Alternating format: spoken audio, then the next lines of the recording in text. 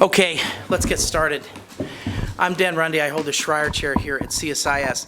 I'd say half of my job at a think tank is to stop dumb things from happening. And I would say that what I've been worried about for the last 6 months, my first worry was that there would be a full merger of AID into the State Department. So we did a paper and hold a very well-attended public event on the merger of USIA and the State Department. Many of you, if you haven't seen it, you can Google CSIS and USIA and you'll see what I'm talking about. And we offered that up as a cautionary tale to say, you know, we spent 20 years after the merger of USIA, right before 9/11, saying, boy, why is our public diplomacy broken? Well, I mean, we can talk about why, you know, one of the reasons is that we merged USIA into the State Department. I think it was a terrible mistake. Secretary Powell, when he became Secretary of State, told communications officers that they shouldn't have done it. And so part of our job here at CSIS, I think, has been to try and stop something stupid like fully merging AID into the State Department. Okay, so that's the good news. I think the bad news is, and we did a whole exercise. You say, what did Dan do on his summer vacation? It was to convene 30 experts and 2 U.S. senators to do a top-to-bottom review, you know, with the looking at what could be fixed. Because I think there's a lot. No one's going to say. I'm not going to say to this group, okay, everything that we do in our soft power is functioning hunky-dory. It's not. There's a lot of broken stuff. There's a lot of stuff that needs to be fixed. But that requires political will, and that requires honesty. And it requires maybe taking on some interest group issues. So I think that, I think we got a pretty good consensus document. I think it was, we put together that commission and did all that work in 9 weeks. That's a land speed record in think tank world. I mean, that kind of stuff, you do that in a year. But we did it because it was important to kind of have a real conversation quickly and to affect the conversation, to do so in a constructive way, because we wanted to put constructive things on the table. So my final point is, what I now worry about is saying, well, I've looked at this, doing some reforms, and either it's too politically hard or I really don't want to do it.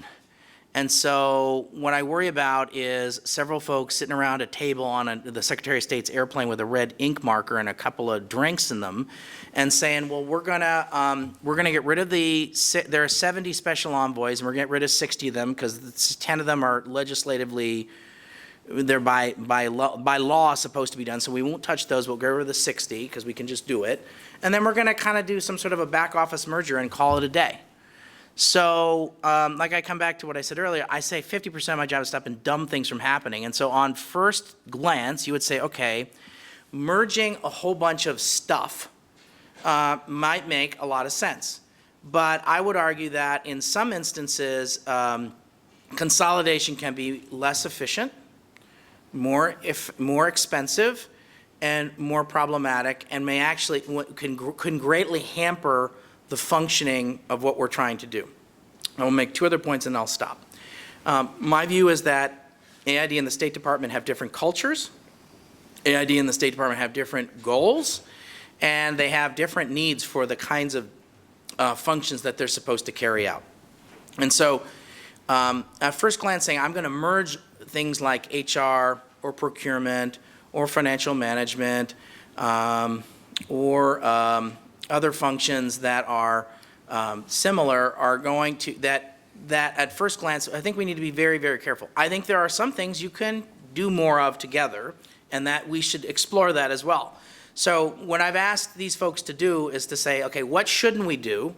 What should, going back to my principle, like what shouldn't we be doing? What fixes can we make? Because I don't think anyone at this table is going to say everything is working just fine. And so what fixes would you make if you were on these committees? So let's, you know, and so my view is let's work together and put some things on the table that are constructive, because there is a moment and we should take advantage of this moment and we should put some constructive things on the table. So with that, we have a really interesting group of panelists for this conversation that we're calling Increasing Efficiency or Breaking the System. My friend Susan Reichley, who's a former counselor to the administrator at AID, is with us. Dave Eckerson also had the job of counselor to the administrator. Tim Beans, who I remember as running procurement, and Tim ran HR at one point in his life.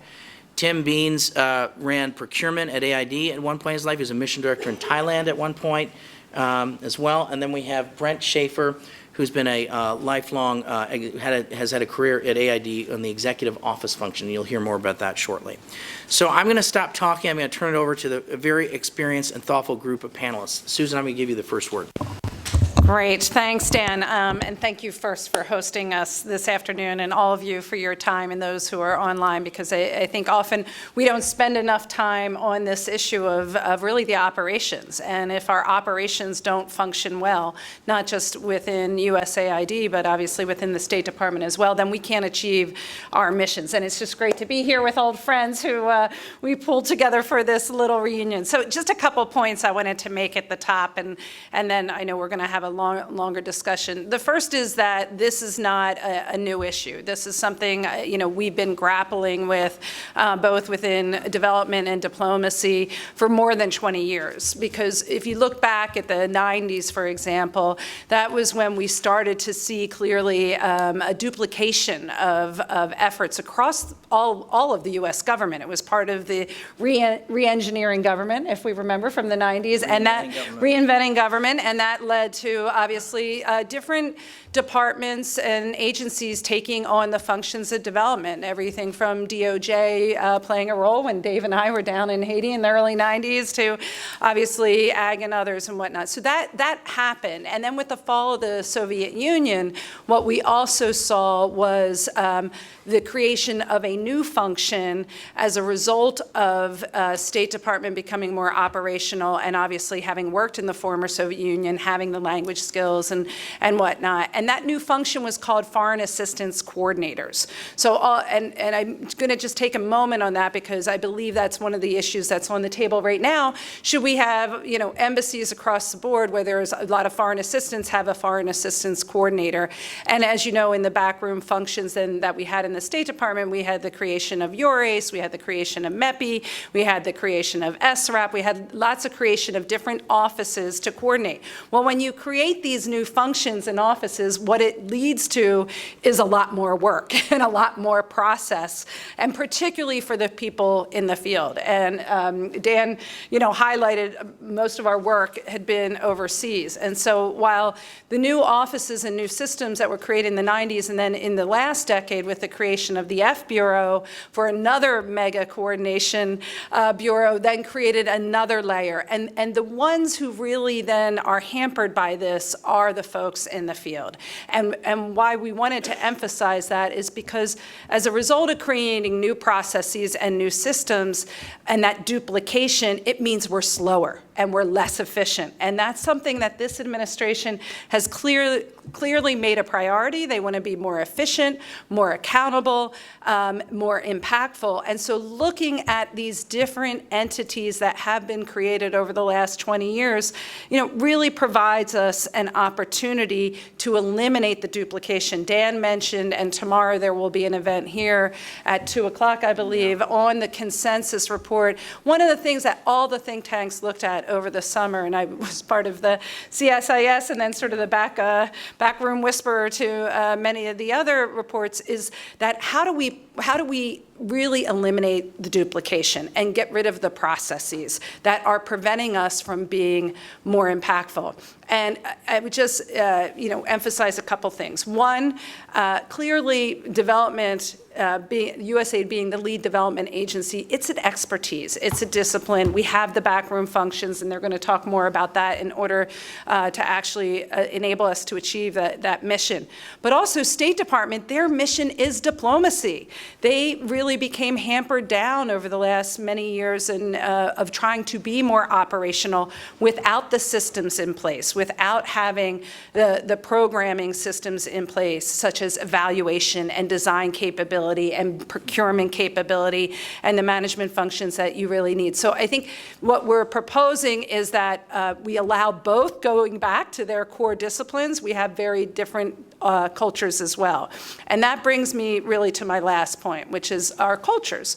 One of the things that we talked about in our task force over the summer and in a July event that we did here is that, for example, the reason why you would not want to merge the HR systems is is because we actually hire different people. We recruit different people into USAID than we recruit into the State Department. We need both functions. We need people with development experience, who have master's degrees, who have years overseas working in the field, just as for the State Department, they're recruiting a very different type of officer through their Foreign Service officer exam. So different cultures, different recruitments.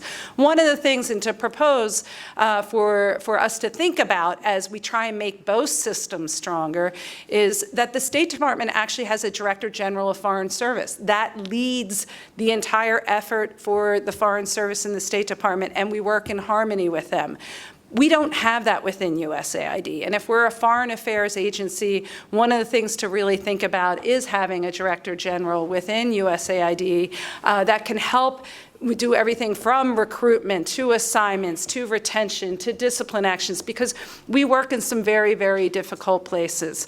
And then finally, the other big difference when it comes to HR, and then I'm going to pass the baton to my friend and colleague Dave Eckerson, is our FSNs. Our Foreign Service nationals within USAID, we recruit a very different talent base. They are PhDs. I've worked with a nuclear physicist. They're doctors. They're incredibly talented people who go on to be ministers, Supreme Court justices, even presidents of their countries. So what we are trying to attract as we help countries rebuild their systems, which is ultimately the mission of development, is very different than the type of Foreign Service national that the State Department needs to achieve their mission of diplomacy. So on that note, I will pass it to you, Dr. Eckerson.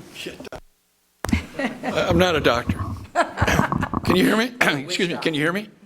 Yes. Okay. Look, I've been a pensioner for 3 years, and so I'm sort of been out of it for a little while.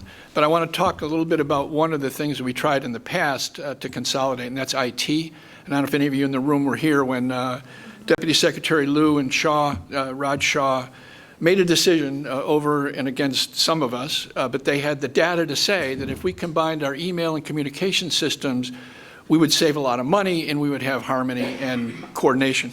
So they basically made an edict, and they said that Latin America, Central America, I think first, was going to go on to the state-led IT platform, just communication and email.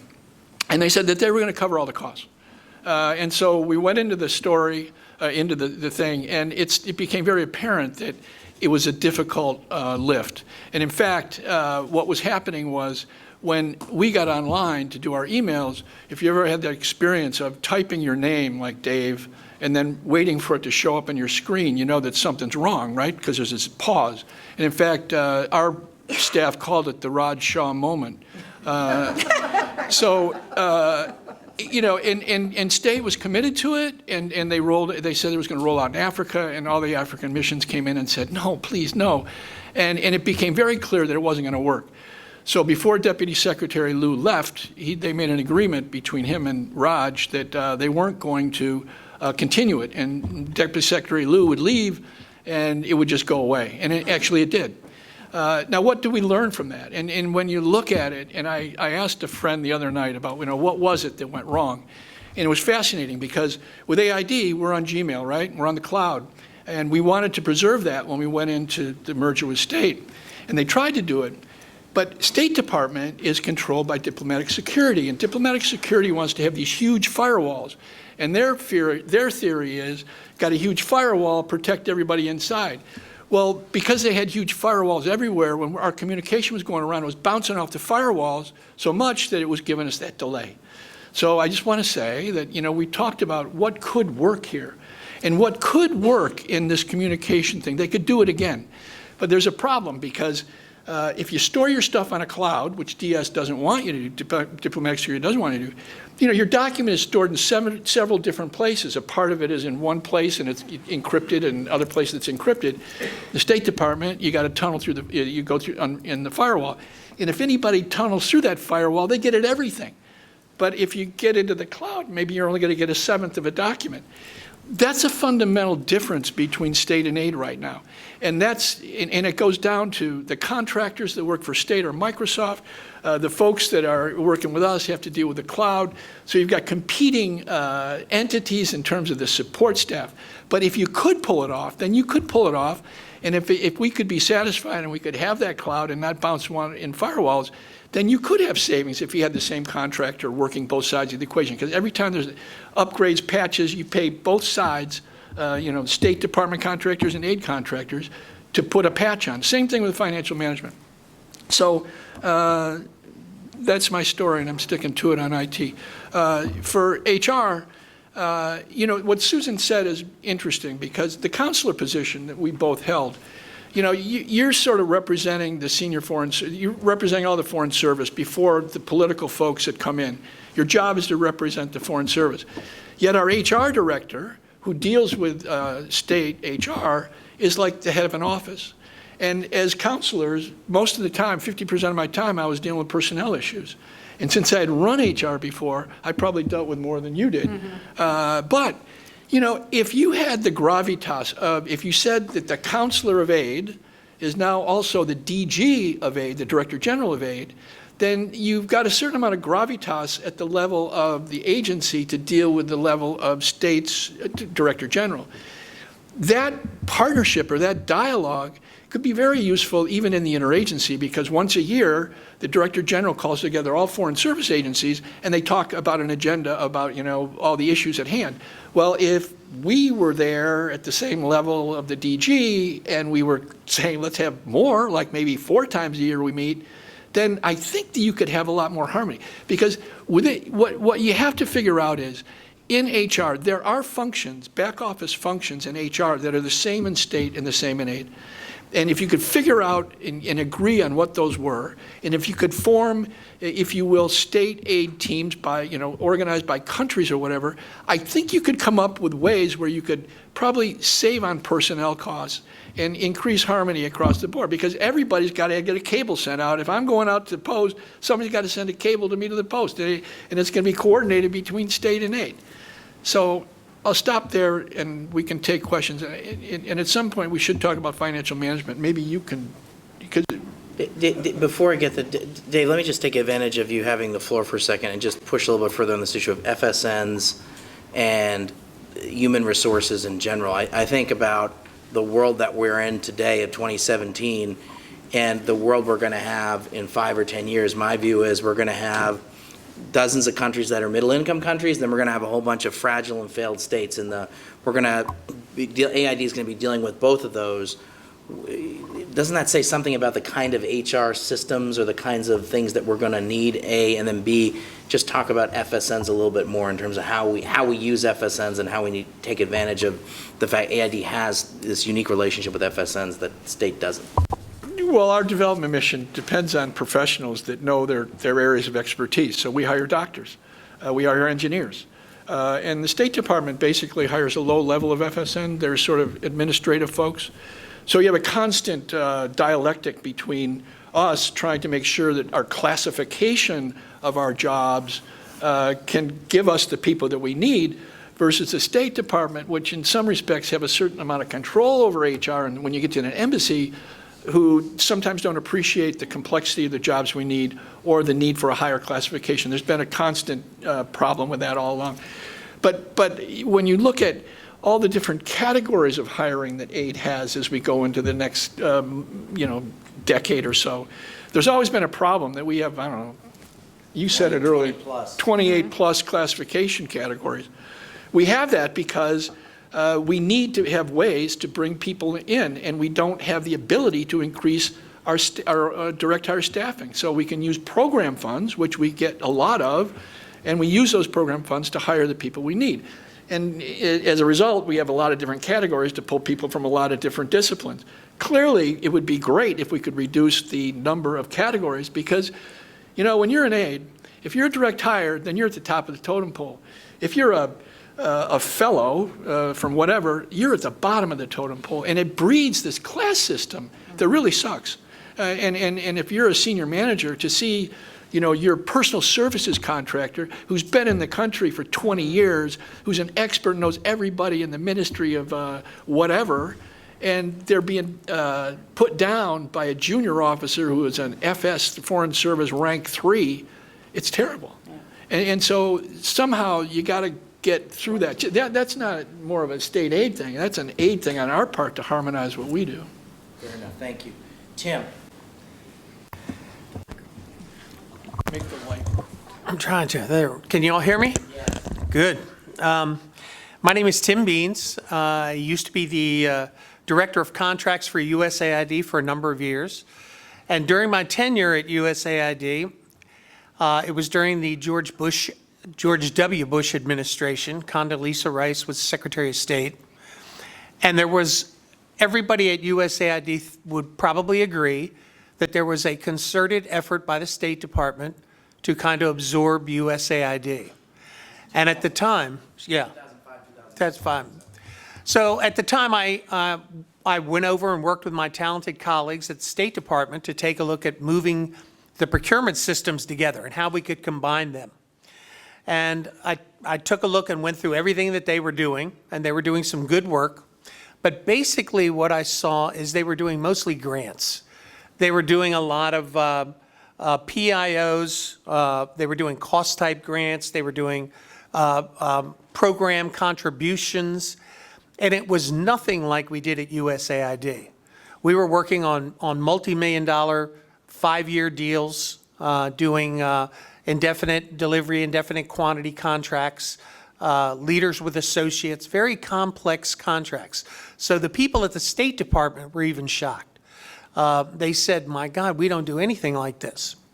And I said, well, look, if we have to come up with a solution,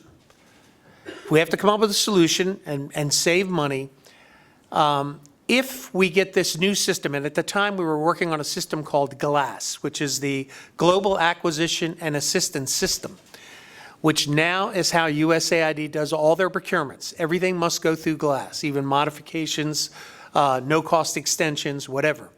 GLASS is now tied into a Phoenix in our financial system. So every single thing that goes in through this system and goes to contracts is tracked through our financial system. At the end of the report, the Office of Federal Procurement Policy has mandated that reports be sent on the acquisition and the assistance side to various different organizations that accumulate all this data to report to Congress. The system automatically shoots out that information to those organizations. So it works very well. Is it perfect? No, it's not perfect, but it has gotten much better. Since I left the agency, as a result of our desire in USAID to improve our ability to report to Congress on our results, USAID traditionally had problems reporting out on how well they did.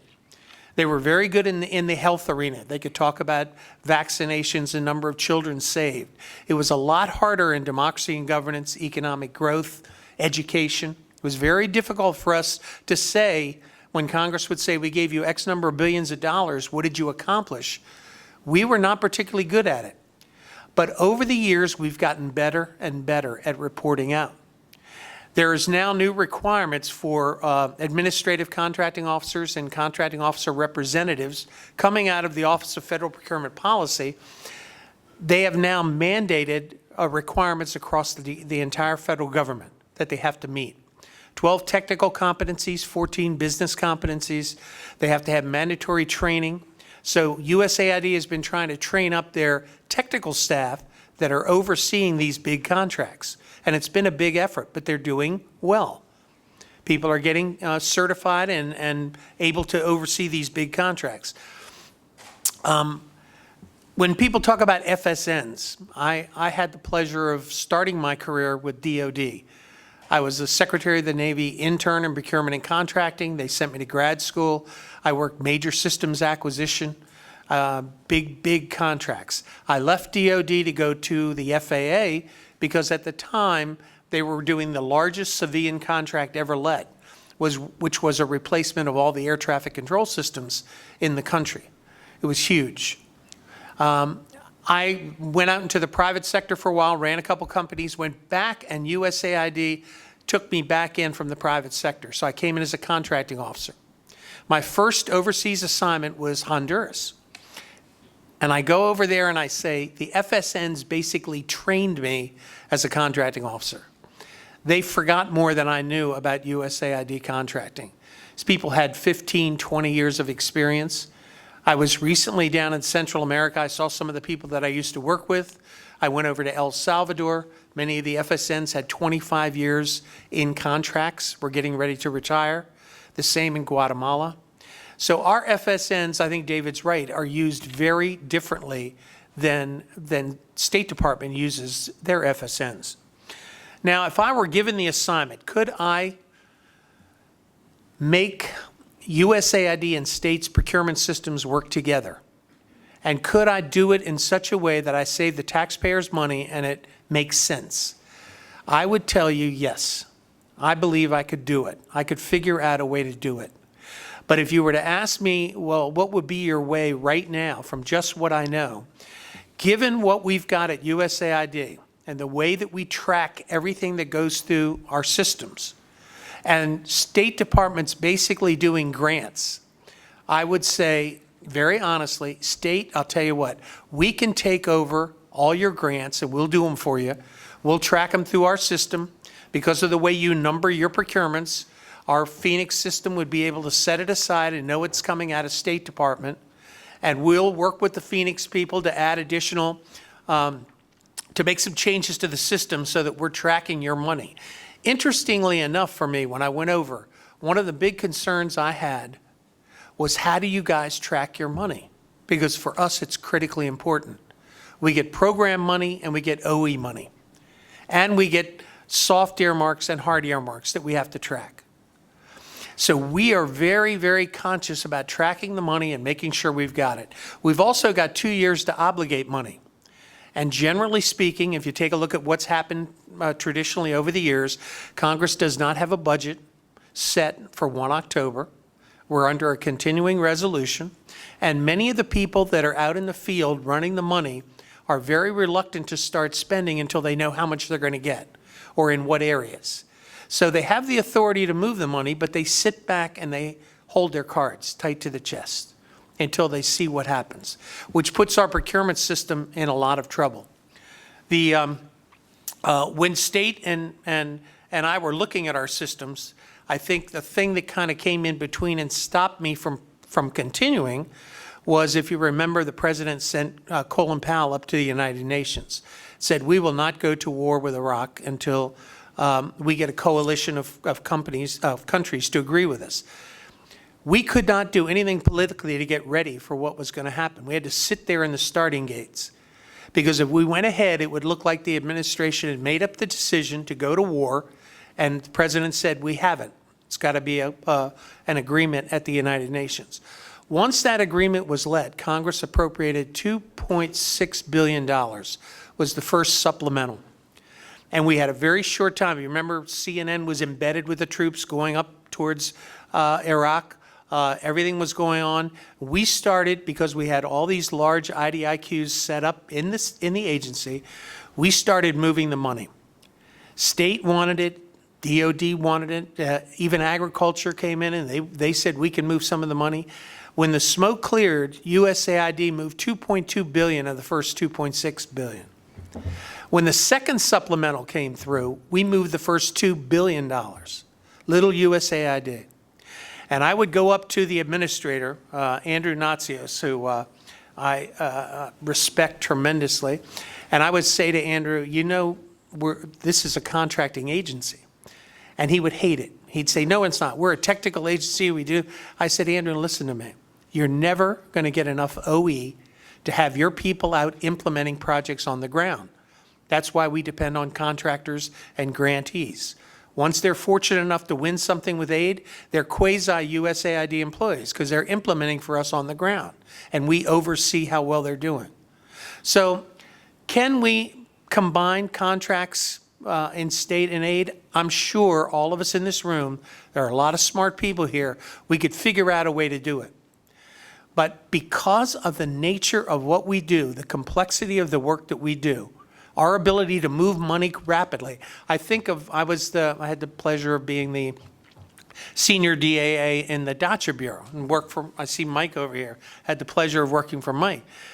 The kind of work that OFTA and OTI does, where they have to move very rapidly, does not easily tie in to State Department and what I saw that state does. So can we do it? Yes. I'm going to say there's a way that we could all find to do it. If you were to ask me right now, I would say it would be easier at this point in time, as of this meeting, for us to probably take over states' contracting, and we could do it for them, and we do a great job for them and make them look good. So with that. Okay. Thanks. Okay, Brent, thanks for flying in to be with us today. Share a little bit about your background and so people understand where you come from.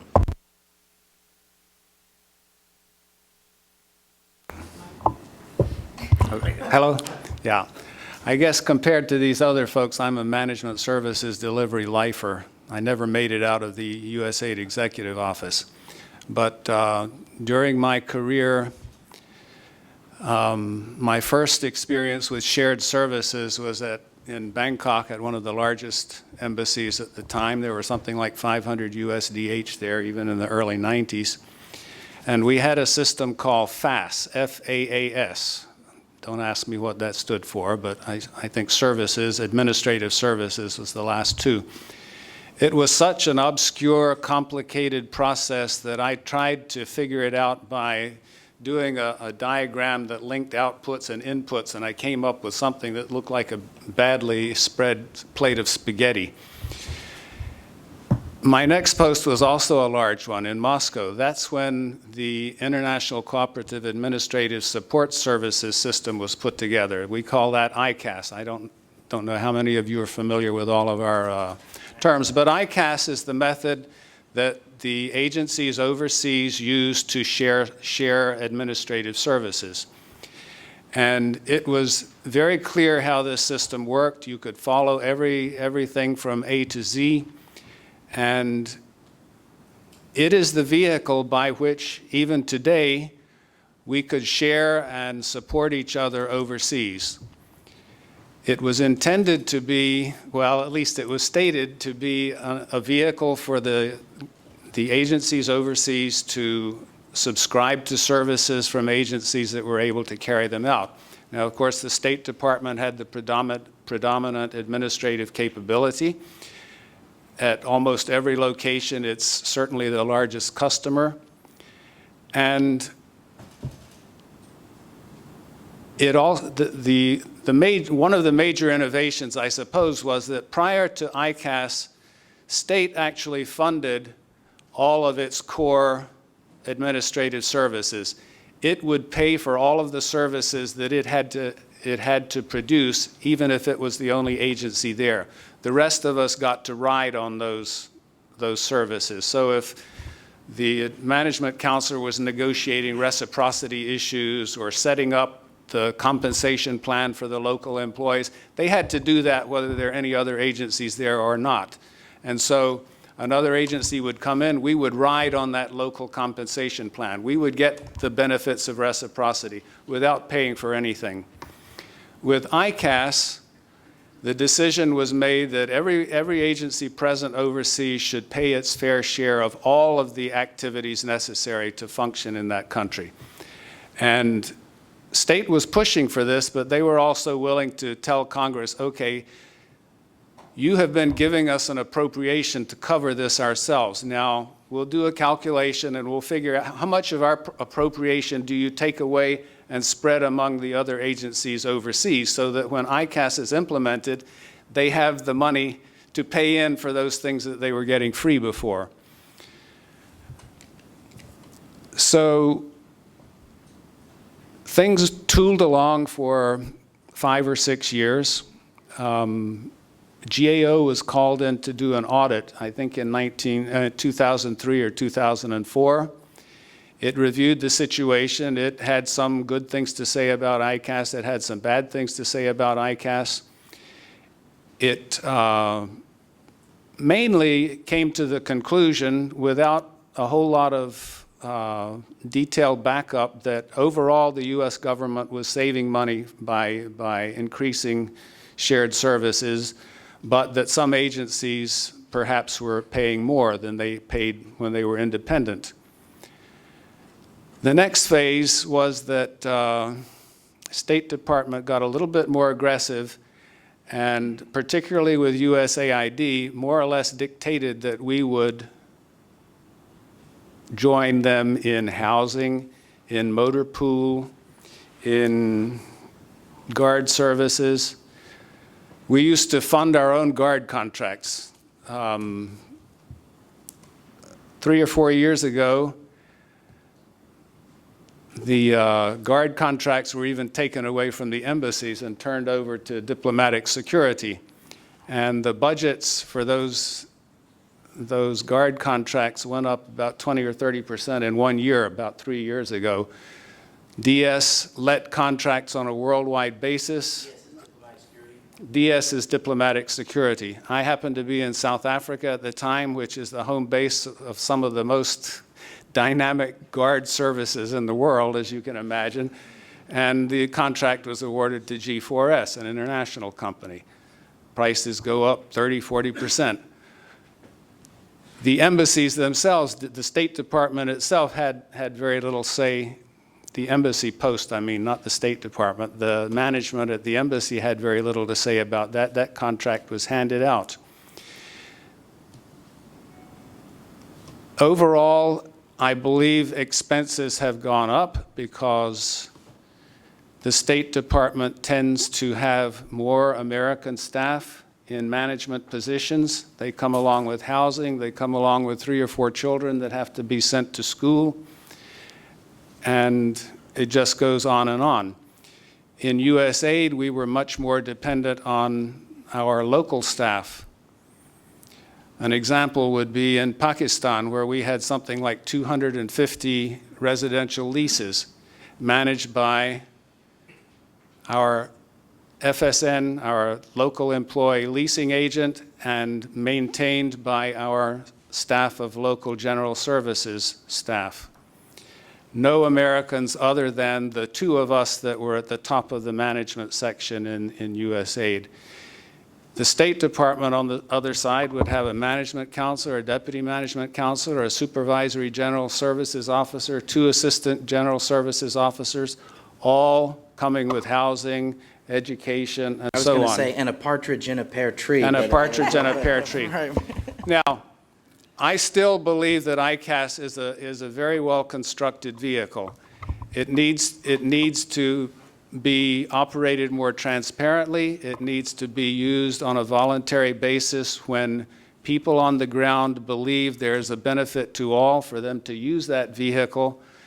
Do some studies. I said it's a good product. You can do all kind of what-if scenarios using this software. You can come down to the last penny to see what difference it will make to every person that's participating in a service. Unfortunately, compared to the early days when any agency that wanted could get a program of the software put up on their own computer, and they could get a download of the database and play with it themselves, nowadays it's completely within the confines of the embassy's financial management office, and unless you somehow have figured out how ICAS works and know what questions to ask, it's very difficult to find out what's going on in those systems.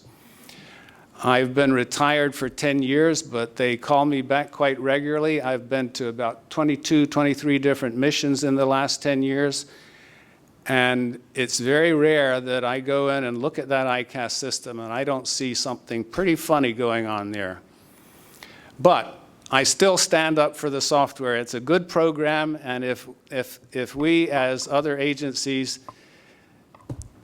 get our business underhand, we can go places with it. This is another place where I believe the loss of USIS was devastating, because they also had executive officers with years and years of management experience. We lost another agency that would have helped to be a counterbalance to the efforts to take on more services on behalf of the State Department. So Brent, are you in favor of some kind of an audit for ICAS? And if so, what does that mean? It would be useful, okay. Another place I was Egypt. Just as I was leaving Egypt, the State Department proposed 4 pilot projects. There are something like 33 different service areas in ICAS. They proposed a pilot project in 4 of those service areas where USAID would take on, say, the motor pool, state would take on warehousing. I don't know what the other two were. And at the end of the pilot period, the relative benefits of one agency versus the other taking it on would be evaluated, costed out, and so on. I didn't see the results, but my successor as executive officer in Egypt told me that, well, they got to the end of the pilot period and the State Department just took over all 4 areas without particularly going into depth. The GAO audit in 2004 did not really do a before and after examination of the overall government costs or individual agency costs. Sorry, Brent, sorry to interrupt. What was the GAO report that you're referring to? It was on this topic, on ICAS? It was specifically on ICAS. I believe it's the only GAO audit that's ever been specifically on ICAS. They've done annual reports on government efficiency, and usually something gets mentioned on ICAS, but it's one small item among government-wide subjects. Brent, would you do some kind of an audit? That's been mentioned as something that people think ought to be. I think it would be, as far as I know, there's never been a good, solid financial audit of ICAS that would compare before and after situations, that would look at the way costs are distributed under ICAS. There are several ways under ICAS that a budget is drawn up. Number 1, they decide what they need to do. Number 2, they project which agencies are going to take how much of things. And number 3, they assign a percentage of each employee's time as to how it's allocated among providing one of these, any number of these 33 different services. So if you get, when you're in the motor pool, 100% of your time is the motor pool, or maybe 80% of motor pool is motor pool and 20% is vehicle maintenance. If you get into at the level of the management counselor, now the management counselor may have his 100% divided across 25 different areas. I would love to see the audit include an examination of the allocation of the management counselor's time to some of the more nebulous cost centers. There's something called basic package, which every agency must subscribe to overseas, and it covers things like, let's see, I wrote a few of these down. Diplomatic accreditation, reciprocity negotiations that I mentioned before, publishing embassy policies, check-in and check-out procedures, issuing ID badges, allowance surveys. There are about 17 of these. I've rarely seen any location where the management counselor doesn't say he or she spends 2 hours a week working on these things. 2 hours a week, issuing ID badges. It's a real job for the management counselor. But that has largely been unquestioned, and you will also find that it's on down the line. The general services officer, the HR officer, they all plug in all kinds of time against that basic package. That's a cost center, as they call it, that every agency is required to subscribe to. And it's the one that spreads the cost most widely. So time allocation issues, I don't think there's ever been a substantial time and management study either. That should be part of the audit. When I actually served at a post as a contractor where USAID was managing the ICAS services. We were in Almaty, Kazakhstan. The embassy had recently moved to the capital, which was 800 miles away. It left DEA, CDC, and FCS behind. USAID had a substantial management capability. So we started managing an ICAS program there. And where was I going with that? Yes. No, I've lost my train of thought. So I think, Brent, I think the Yeah. moral of that story is if AID is going to play a management role or be engaged, it needs to bring capable people to participate in those sorts of activities. That was, I Yeah. think, the point of Yeah. one of the things. I want to just thank you, Brent, very much. Susan, while I have you here, I want to just get you to reflect on what you heard, and then I want to open it up. So Great. can I ask you to do that? Yeah, just one thing I was going to bring also Brent's story to life on why it doesn't matter who manages motor pool, and it gets back to the FSNs. As who manages these services also has certain rules and restrictions.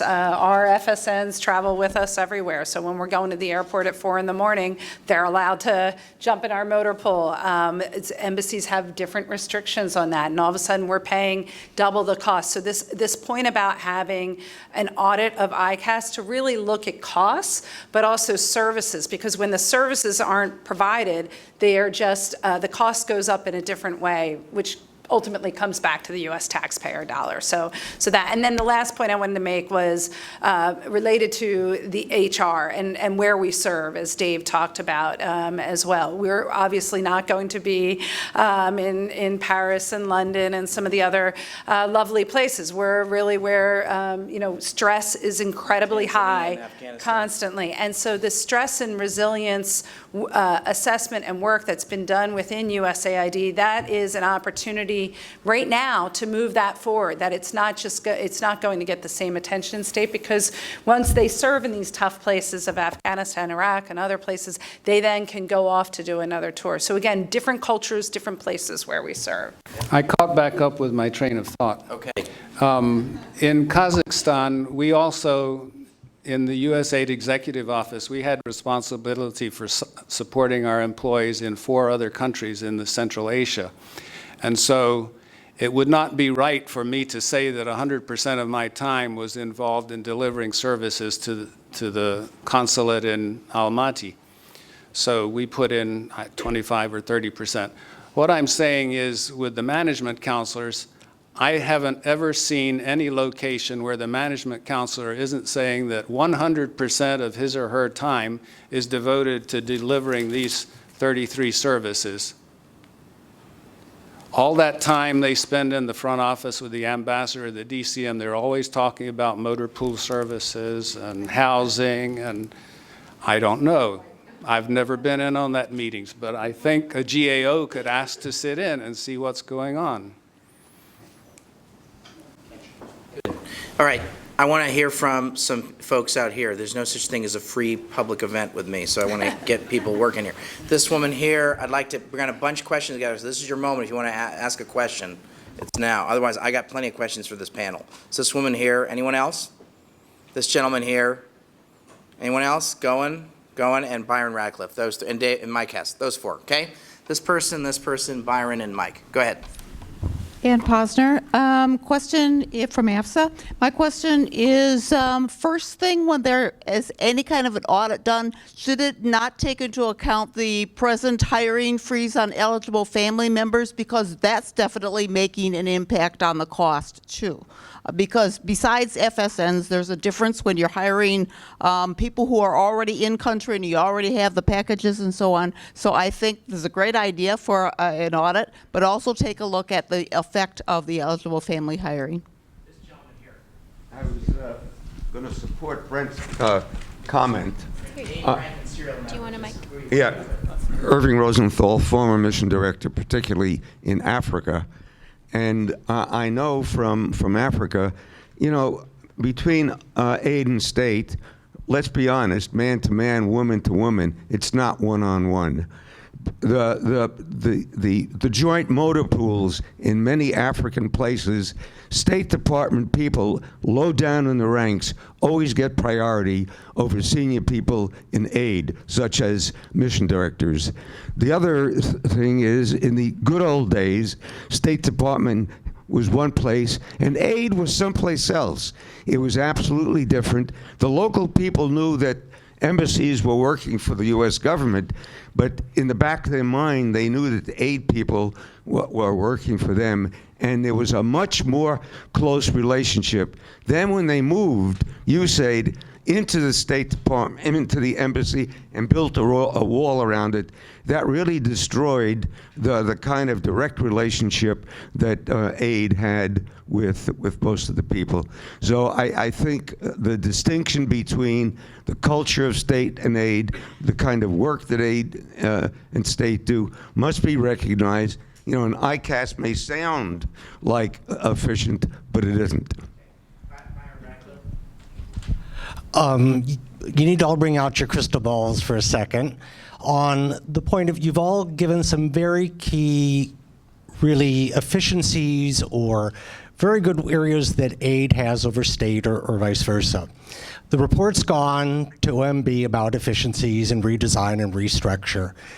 What do you think are the 3 or 4, since it was generated supposedly by staff, what are the 3 or 4 points they suggested that should be redesigned in contracts or HR? What do you think are those key points from their perspective now that have gone in the report that has to be addressed? Thank you.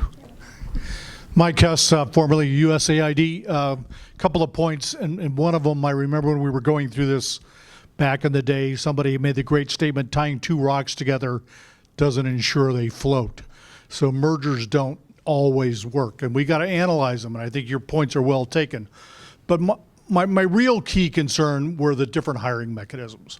We had 23 separate hiring mechanisms in the DACA Bureau. Every one of those people had different benefits, and it was tragic, because when they would lose their contracts, they would lose their paid vacation, they would lose all this stuff. But more importantly, when they came back from overseas, they didn't get the care that they needed, the mental health and all the services they could get to take. And we have to fix that to take care of our people better. Reactions to the comments, we'll go on the line. Susan? Okay, well, Ann, first, thank you very much for raising the question of EFMs. The eligible family members are absolutely critical, not only to every post, because unlike, maybe 50 years ago, where you didn't necessarily have EFMs who came with a whole professional background, today we do. We did 20 years ago and 25 years ago, and I felt fortunate to have a family that where both of us were appreciated, and I was really disheartened to hear that EFMs. This happened when I was still in USAID. My last week, as a matter of fact, we had the acting director general come over and say, unfortunately, EFMs cannot be hired. They're under the freeze, but we can hire your kids as summer interns.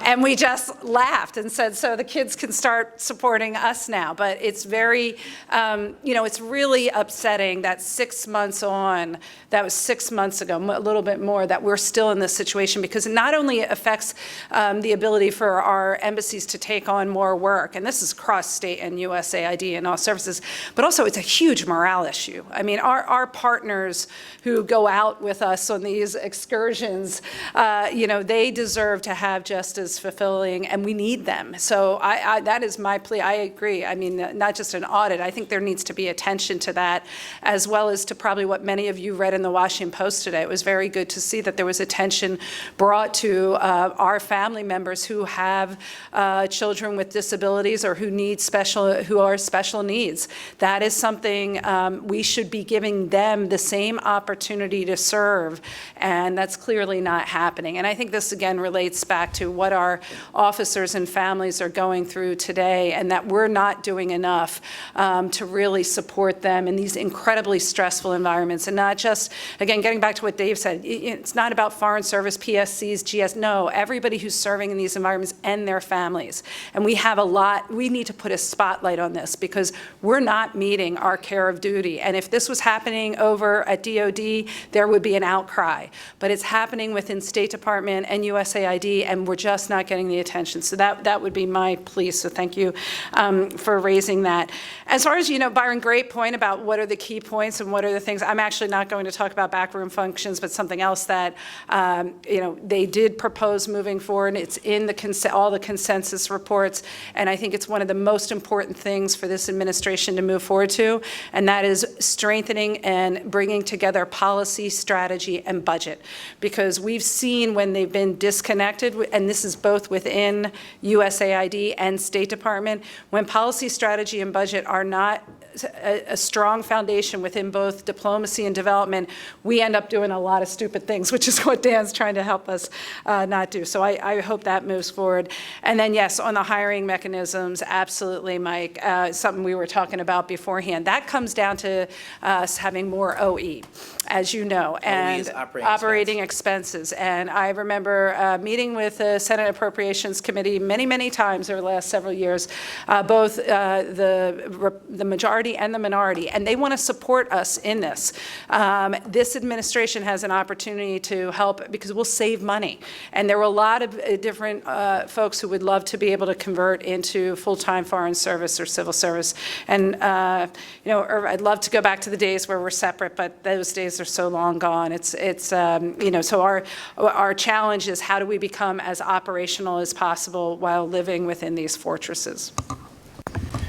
General Hess, one of the things that we tried to do, if you all know about Foreign Service Limited, we got that authority. If anybody remembers Charlie Flickner, when we said we've got all these cats and dog categories, Flickner said, well, we'll give you a new authority so that you can start bringing people in. So we got the Foreign Service Limited. To me, the Foreign Service Limited employee has been just scandalized because it was to put people in places like Iraq and Afghanistan so that we could have the people that we were required to put out there, and they were foreign service officers. Now you look, and it was only to be used overseas, and we were going to have just a little bit that was going to be in Washington. Well, you look at where the FSLs are now. They're all in frickin' Washington. And I could go so far as to say they've almost been politicized, but I won't. I'll just leave it out there. But still, Susan's right. You want to do it right, you get more operational expense money, and you just broaden the categories. We're always going to have need of folks in country, but still, it's not good to have the categories we have. And what do you do? In terms of where are those areas where you can have convergence and sort of, I would say, as much as people have been hammering on ICAS, there's potential there if you do an audit and you do it right, that you could sort out roles and responsibilities, because it still is a way, it's a system that is bringing us together on a lot of fronts. I think the second thing, you're not going to do anything with financial management. We are both on the same platforms, by the way, Momentum.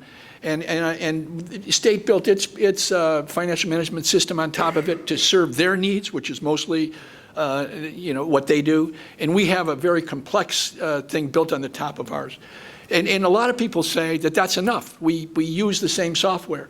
The problem is that when you put a patch on that software, then State's got to do its patches out, and AID's got to push its patches out, and it's the same damn software, Momentum. I think in IT, I think there are areas. I think it's a political issue in terms of the way State wants to manage its IT. Small p political issue, like internal politics. It's internal politics. It's frankly the way they want security. And so that's an issue that I don't know if it's going to be one or not, but clearly, in my simple understanding of it, I would think it would be a lot safer to be in the cloud than underneath a firewall that could be vulnerable. But that's... Hey, Tim. Yeah, I think David and Susan have talked a lot about the 23 different hiring mechanisms. I don't think it makes sense, anything that we can do between both organizations that can make it simpler and fairer for individuals so people aren't treated differently and save money for the agency should be done immediately. Byron, as to your point, I don't know that there's a really easy fix procurement-wise between state and aid. They really do have very different, both of them do what they do well. I think we do development well, state does diplomacy well. I don't think the two, in my experience, match up really closely. I really do think they're, just like I think DOD does what they do well, but it's not, they do procurement just like other agencies. But I think there's a distinction there. If someone can show me a way where we can combine and make it work smoothly for both organizations and It's cost effective. I don't want to do anything. I can put systems together and spend a ton of money, and it costs us more and it's not as effective. And I've seen it done, unfortunately, in my tenure with the government. But if I can find a way to save money and both organizations can get what they want, I would be all for it.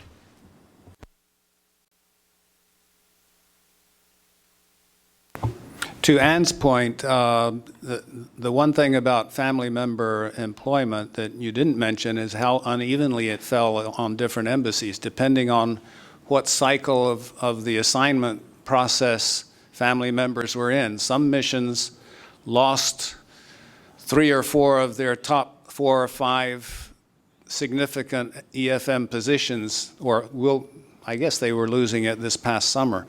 Others, if they were more fortunate, they wouldn't lose it until next year. So it was very uneven in its impact across the world. Some functions we could combine more easily if state were willing to do for our implementing partners some of the things that we have to do for them, because right now they're not eligible for embassy services. We typically have our own bilateral agreements with foreign countries, and those convey for implementing partners some of the same privileges that diplomatically accredited people get, like customs, import of household effects, and so on. If the embassy is not prepared to draw that into the coverage of its customs and shipping department, we still have to maintain probably 1/4 to 1/2 of an employee that develops the expertise on that. And that's certainly not efficient to have one person spending 1/4 of their time doing something that could easily be folded into an embassy shipping section. And one more thing on all those different categories of employees, the complications that creates overseas. Are they eligible for shared services if they're a fellow or a third-party contractor that works within your mission? What kind of diplomatic accreditation do they get or not get? What color badge do they get? We've done a very poor job of defining that from the center where these contracts or fellowships are managed as well. Okay, please join me in thanking the panel.